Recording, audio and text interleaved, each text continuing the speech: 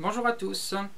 Dans la précédente vidéo, on était resté sur le constat un peu dommage que quand on connaît les trois angles d'un triangle rectangle, eh bien on ne peut pas en déduire les longueurs de ses côtés. Finalement c'est assez logique ce résultat parce que regardez par exemple les quatre triangles que j'ai derrière moi, eh bien ils ont bien tous exactement les mêmes angles, seulement ils n'ont pas la même taille.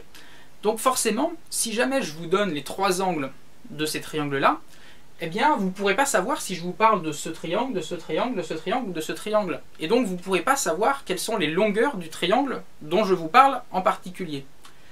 Seulement, si on observe un peu mieux ces triangles, vous remarquez que c'est vrai qu'ils n'ont pas la même taille, mais ils ont quand même un certain air de famille, ils se ressemblent un peu.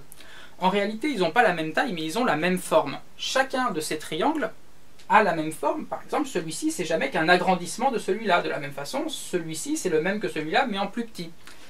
En mathématiques, quand on a des figures géométriques qui n'ont pas forcément la même taille, mais qui ont quand même la même forme, on appelle ça des figures semblables. Et les figures semblables, eh bien, on peut quand même dire des choses assez intéressantes sur elles. C'est-à-dire que même si on ne peut pas connaître leur longueur, eh bien, elles ont toutes les mêmes rapports de longueur. Prenons un exemple sur ces quatre triangles-là. Effectivement, je ne peux pas, à partir uniquement des angles, à partir de cette forme, dire quelle longueur ont les côtés. Mais si je compare les longueurs des côtés entre eux, regardons par exemple ce triangle-là, et que je mesure, par exemple, ce côté ici. Combien mesure ce côté-là? Je mesure, et je trouve 15 cm. Donc je vais écrire 15 ici. Et maintenant, je vais mesurer, par exemple, l'hypoténuse. Et l'hypoténuse, je trouve ici 30 cm. Je trouve 30. Donc là, on a trouvé deux longueurs de côté. Je pourrais calculer aussi le troisième, mais on va voir que pour ce que je veux dire ici, l'exemple avec seulement 2 suffit largement. On constate par exemple que ici, 30 c'est 2 fois plus que 15. Donc sur ce triangle-là, l'hypoténuse est 2 fois plus grande que ce côté-là. Pour passer de là à là, on fait x2. Ou autrement dit, si on calcule le rapport de l'hypoténuse et de ce côté-là, on va trouver 2. Si on fait 30 divisé par 15, on trouve 2. C'est le rapport de taille entre ces deux côtés. Maintenant, prenons par exemple ce triangle-là. Et je vais mesurer les mêmes côtés. Je mesure ce côté-là ici, et je trouve combien? Je trouve 5.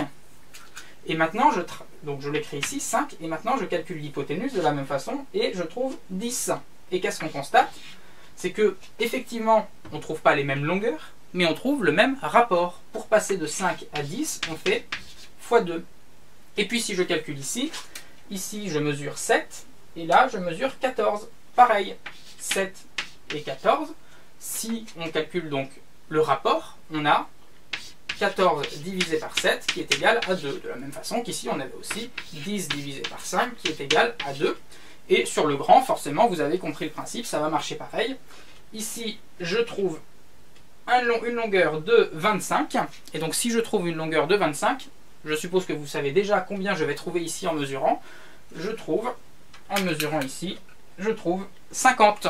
Donc 25 et 50. On trouve 50 divisé par 25 qui est aussi égal à 2.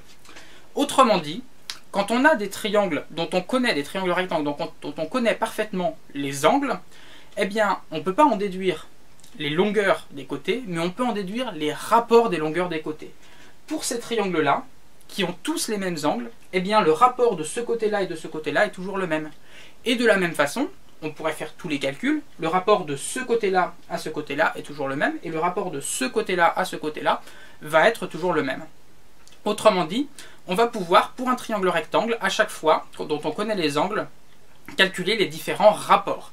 Et ces rapports, ils ont des noms très spécifiques, qui s'appellent les rapports trigonométriques. Chacun d'entre eux possède un nom, il y en a un qui s'appelle cosinus, l'autre qui s'appelle sinus, tangente, etc. C'est ce qu'on va voir plus en détail dans les vidéos qui suivent.